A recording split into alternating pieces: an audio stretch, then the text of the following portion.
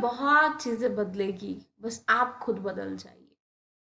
Life में if you really want to achieve something, be self disciplined, try to formulate a plan, act on it, because actions के बिना life में कभी भी words की कोई भी इंपॉर्टेंस नहीं रह जाती है। So let's get started. I hope you're all doing well, learning well, and enjoying your life well.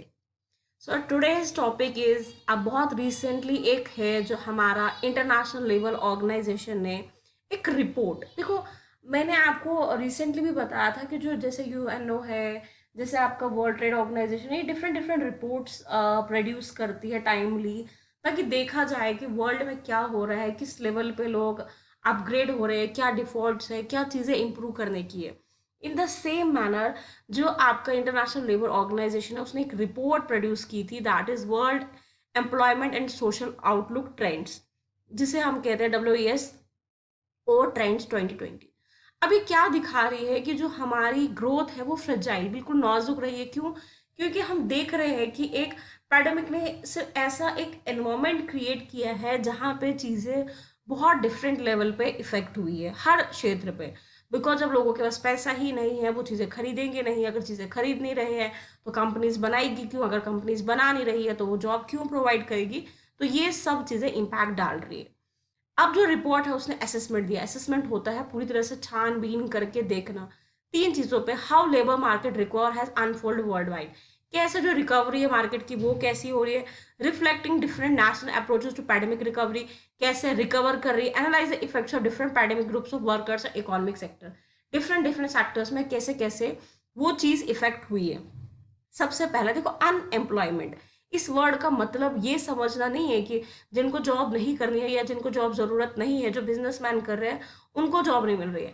इसका मतलब होता है वो लोग जो बेचारे जॉब करना चाहते हैं और जॉब की क्राइटेरिया में फॉल करते हैं, बट उन्हें जॉब नहीं मिल रही है। एक सिंपल कि जो अनएम्प्लॉयमेंट है वो बढ़ रही है। ग्लोबल वर्किंग आवर्स, ऑब्वियस सी बात, आपने देखा आज के टाइम पे मोस्ट ऑफ द चीज़ें हैं जो बेचारे लोग पार्ट टाइम जॉब कर रहे हैं या कुछ सपोज कि हाफ टाइम वर्क हो रहा है, बिकॉज जब वैसे लेवल का प्रोडक्शन हो ही नहीं रहा है, मैन्युफैक्चरिंग हो ही नहीं रही है, न्यू प्लानिंग्स हो ही नहीं रही है, तो जॉब कैसे मिलेगा। इसने बहुत ज़्यादा क्या क्या हिट किया है। ग्लोबल लेबर फोर्स पार्टिसिपेशन, इसने क्या क्या एस्टिमेटेड की 2020 around 40 million people will be no longer to participate in the global labour force. क्यों?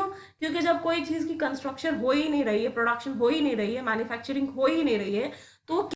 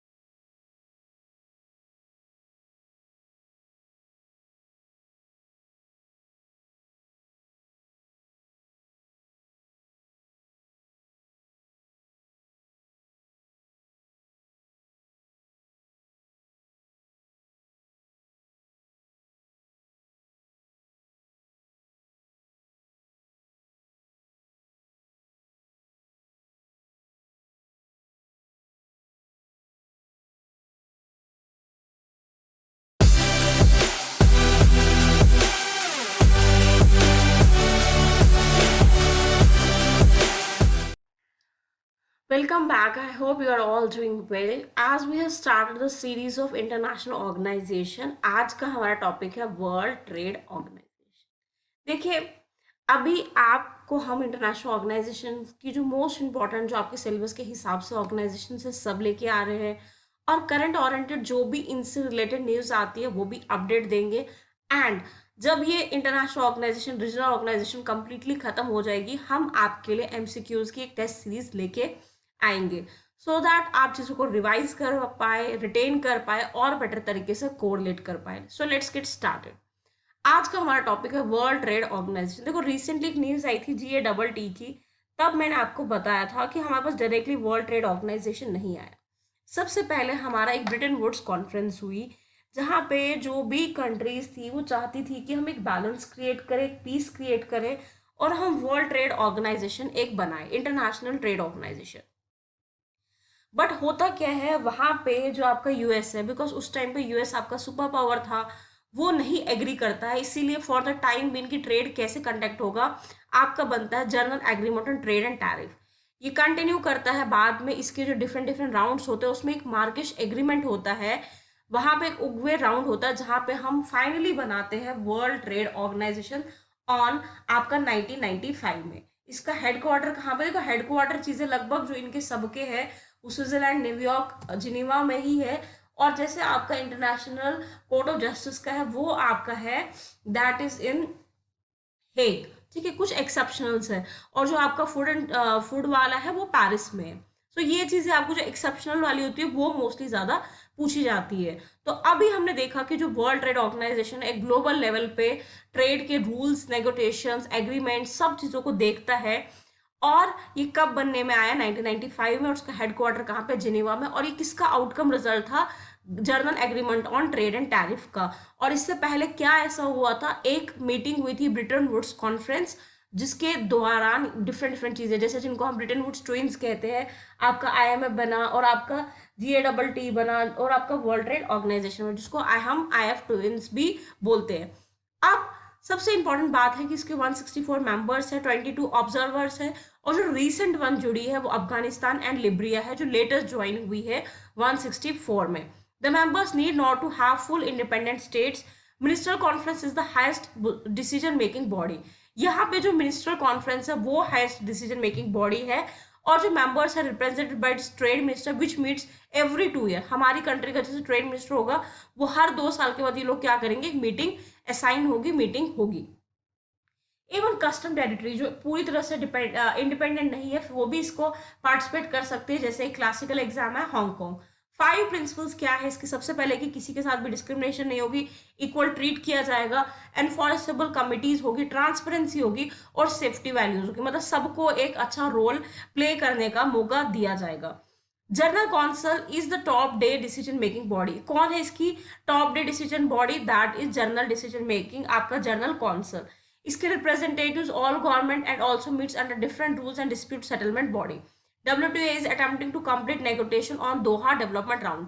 जो इनका डेवलपमेंट राउंड है, डिफरेंट डिफरेंट जो इन्होंने टारगेट, देखो ऑब्वियस सी बात है, अब कोई प्लेटफॉर्म है वहां पे कुछ चीजें होगी इंपॉर्टेंट, अब ट्रेड को रिलेटेड है तो वो ट्रेड के रिलेटेड होगी, अगर वो एजुकेशन के रिलेटेड है तो वो एजुकेशन के मैटर्स को देखेगी, अगर वो एनवायरमेंट के रिलेटेड है तो वो एनवायरमेंट के मैटर्स को देखेगी। WTO has no specific agreements with environment, but directly indirectly देखो आपने आज के टाइम पे कोई प्रोजेक्ट पास करवाना इको फ्रेंडली एनवायरमेंट, आपने कोई प्रोडक्शन करनी है, आप वहाँ पे eco friendly and sustainable development goals का ध्यान रखते हो, डायरेक्टली इनडायरेक्टली जितनी भी चीजें होती है वो आपके एनवायरमेंट वहाँ पे एक मेन आपका सोर्स बन जाता है। जो the 11th biennial ministerial conference was held in Buenos Aires Argentina in 2017। WTO members have accepted Kazakhstan's invention in host 12th minister conference and held in Astana in 2020। ये भी ध्यान रखना। 50th ministerial conference दोहा 2001, जिसको हम अभी समझेंगे ये क्या है। These prominent issues raised were, सबसे पहले एग्रीकल्चर, मैंने आपको पहले ही बताया। अब देखो ऑब्वियस सी बात है, इंडिया जैसी और बहुत सारी सी डेवलपिंग नेशंस जो एग्रीकल्चर पे ही अपना सारा उसका जो इम्पोर्टेंट जो उसके पास एस्पेक्ट है वो एक एग्रीकल्चर ही एक उसके पास एक हाथ है। लेकिन अगर हम उसको उस एग्रीकल्चर को ला ही नहीं रहे हैं मेन प्लेटफॉर्म में तो ऑब्वियस सी बात है उससे गलत होगा। तो इसीलिए एग्रीकल्चर भी एक रीजन बन जाता है, उससे भी मेन प्लेटफॉर्म में आने का मौका देना है। Different second, medicine releasing IPR norms for saving drugs. देखो लाइफ सेविंग ड्रग्स कभी भी हार्मफुल नहीं होनी चाहिए, कभी भी ऐसा नहीं होना चाहिए कि आप ऐसा कुछ बना रहे हो जो ह्यूमैनिटी को स्पॉइल करे। देन आपका special and differential treatment for goods for the weaker countries. अब देखो ऑलरेडी जो डेवलप्ड है वो तो एक अच्छे प्राइस पे काम कर सकता है ना, किसी के साथ भी ट्रेड कर सकता है, लेकिन जो बेचारी वीकर सेक्शंस है उसे थोड़ा सा तो हमें अपलिफ्टमेंट देना है ना। जैसे हमने बहुत सारे प्रोविजंस बनाए हैं जो weaker sections of the society को अपलिफ्ट करने में हेल्प करेंगे। इन द सेम वे स्पेशल, ध्यान रखना ये चीजें बहुत बार पूछी जाती है, special and differentiated treatment for goods from the weaker countries. अब जो वीकर कंट्रीज है, जो उनके गुड्स वगैरह है, उनको भी हम परचेज करेंगे और उन बेचारों को जो टैक्स वगैरह है वो उतना ज्यादा पे नहीं करना पड़ेगा। वाइल नेगोटिएशंस, नेगोटिएशंस क्या होती है, बातचीत। On the most of these issues have not concluded, developed countries have been keen to move to the newer issues like, देखो डेवलप्ड नेशंस थी वो ई कॉमर्स की बात करते हैं। देखो आजकल चाहे आप ई लर्निंग, लर्निंग है, कॉमर्स है, मैन्युफैक्चरिंग है, हर चीज है उसमें आपका इलेक्ट्रॉनिक, आपका इंटरनेट, आपका ऑनलाइन चीजें आ चुकी है। जो डेवलप्ड नेशन है वो ज्यादा इसी पे काम कर रही थी। On the country the developing countries want दो इश्यूज टू सेटल फर्स्ट। क्यों? क्योंकि हमारे यहाँ पे सबसे ज्यादा हमारे को पता है कि हमारे पास जो आपका सेकेंडरी सेक्टर, जैसे प्राइमरी क्या होता है आपका एग्रीकल्चर आ गया, सेकेंडरी आपका मैन्युफैक्चरिंग आ गया, थर्ड आपका आपका आ गया टेरिशरी, वो आपका आ गया सर्विस सेक्टर। अब हमें पता है हमारा मैन्युफैक्चरिंग सेक्टर इतना अच्छा नहीं है, तो हमारे लिए प्राइमरी गोल क्या होगा, एग्रीकल्चर को लाना। इसीलिए ये चीजें अभी तक कुछ सॉल्व अप नहीं हुई है। अब इंडिया एंड डब्ल्यूटीओ क्यों? देखो बहुत बार ऐसा होता है कि देखो हम अपने जो हमारे किसान हैं या कुछ ऐसे प्रोडक्ट्स हैं उसमें हम सब्सिडीज देते हैं ताकि जो हमारे किसान हैं या बाकी है वो सफर नहीं करे। लेकिन बहुत बार ऐसा होता है वर्ल्ड ट्रेड ऑर्गेनाइजेशन हमें बोलती है कि भाई आप इतनी ज्यादा सब्सिडीज प्रोवाइड करते हो, वो क्या करता है इंटरनेशनल मार्केट में बाकियों के प्रोडक्ट्स को सेल होने ही नहीं देता है। लेकिन अभी रिसेंटली भी मैंने आपको इसमें शुगर केन का बताया था कि जो इंडिया है वो कहाँ पे जाती है, अप्लाइड बॉडी में, जहाँ पे हम अपील कर सकते हैं कुछ भी ऐसा हो जो हमें लगता है कि मतलब हमारे नॉर्म्स के अगेंस्ट है और हमें वर्ल्ड ट्रेड ऑर्गेनाइजेशन उस वर्क में काम नहीं करने देता है, तो हम कहाँ पे जाते हैं, अप्लाइड बॉडी में, dispute settlement body in WTO. अब हर कोई जगह है कोई ऑर्गेनाइजेशन, तो डेफिनेटली वहां पे कोई एक ऐसी ऑर्गेनाइजेशन होगी जो डिस्प्यूट सेटल करती है। Dispute settlement body establish panels of expert to consider a case, और फिर वो क्या करती है, रिजेक्ट करती है, देखती है उस पर कि क्या कंक्लूजन निकलता है, उसको सॉल्व करने की कोशिश करती है। और देखो बहुत इंपॉर्टेंट बात है, जो आपका पैनल है वो permanent 7 member applied body broadly represent the member, जो भी मेंबर कंट्रीज वहां का क्या है उसमें पार्टिसिपेट है। एक और important task that is world cotton day. अब वर्ल्ड कॉटन डे क्यों? देखो हम अब बात कर रहे थे डेवलपिंग नेशंस की, हम बात कर रहे हैं आगे बढ़ने की, हम बात कर रहे हैं फ्री एंड फेयर ट्रेड की। अब हम कॉटन को वर्ल्ड कॉटन डे क्यों सेलिब्रेट कर रहे हैं? ताकि जो कंट्रीज कॉटन उगाती है, एक तो उन्हें एक प्लेटफॉर्म मिले, हमें अवेयरनेस मिले, और 7 अक्टूबर हमने क्या डिसाइड कर दिया है कि वर्ल्ड ट्रेड आपका वर्ल्ड कॉटन डे है बाय यूनाइटेड नेशंस। ये अपॉर्चुनिटीज क्रिएट करता है।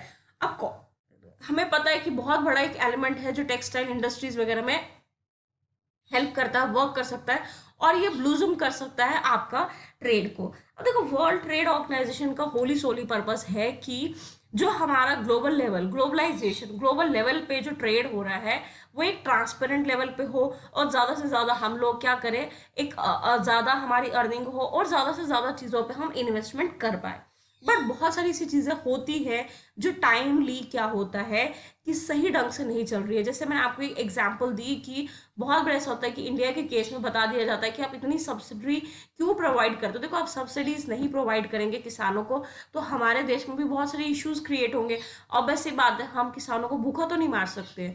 इन the same way world trade organisation के कुछ अपने रूल्स हैं, वो भी अपने रूल्स के अनुसार ही चलती है, क्योंकि वो बिलीव करती है अगर आप में पावर है तो आप अपनी इकोनॉमी खुद अच्छे से मतलब स्ट्रांग करो। बट रियलिटी में जो डेवलपिंग नेशंस या अंडर डेवलप्ड नेशंस होते हैं वो इतने ज़्यादा सक्षम नहीं होते हैं, क्योंकि ग्राउंड रियलिटीज़ में बहुत सारी ऐसी चीज़ें हैं जो राइट वे में नहीं हो रही है, तो that becomes an issue. But still it's okay because ये चीज़ें होती रहती है। बट फिर भी वर्ल्ड ट्रेड ऑर्गेनाइजेशन एक पावरफुल ऑर्गेनाइजेशन है, और इन रियलिटी बहुत सारी सी जो इसकी पॉलिसीज है, जैसे आपका इंटेलेक्चुअल प्रॉपर्टी राइट, जैसे एक बहुत ग्रेट बार्गेन हुआ था। ग्रेट बार्गेन क्या हुआ था कि जो आपकी डेवलपिंग नेशंस है वो बोलने लगी कि भाई हमारे यहाँ मैन्युफैक्चरिंग इंडस्ट्रीज इतना नहीं है, हमारे यहाँ एग्रीकल्चर या इंटेलेक्चुअल प्रॉपर्टी राइट्स है उनको भी सामने लेके आओ, और दोनों के आपस में ये चीज़ें कि भाई कुछ शर्तें आप हमारी मानो और कुछ शर्तें आप हमारी मानो, और ये चीज़ें क्या हो गई, मतलब हम इस चीज़ में एक मतलब समझौता कर पाए। बाकी ये वर्ल्ड ट्रेड ऑर्गेनाइजेशन का सिर्फ एक बेस था। अपकमिंग टाइम में जो भी करंट ओरिएंटेड चीजें आएगी वो हम अपडेट करते रहेंगे। क्यों? उसका रीजन है, देखो आपके पास एक बेस आ गया कि वर्ल्ड ट्रेड ऑर्गेनाइजेशन क्या है, कैसे काम करती है। अब जो करंट रिलेटेड न्यूज़ हम आपको ऐड करते जाएंगे उससे क्या होगा, एग्जाम में आपके जो भी सवाल है वो छूटेंगे नहीं। So you need to understand this. आप कोई भी टॉपिक पढ़ते हैं, चाहे वो इंटरनेशनल ऑर्गेनाइजेशन पढ़ रहे हैं, चाहे रीजनल ऑर्गेनाइजेशन पढ़ रहे हो, पहले एक बेस क्रिएट कर दो। उसके बाद जो भी चीज़ें ऐड हो रही है टाइमली, जब भी वो न्यूज़ में आती है, उसको एक बार देख लो। So wishing you all the very best for upcoming things. Try कि रिवाइज करते रहिए, एक पैटर्न क्रिएट करें, एक स्टोरी क्रिएट करो, सो दैट आपको ये चीज़ें लॉन्ग टर्म के लिए अंडरस्टैंड हो और आप इसमें एक बेटर तरीके से अच्छे से चीज़ों को समझ पाए।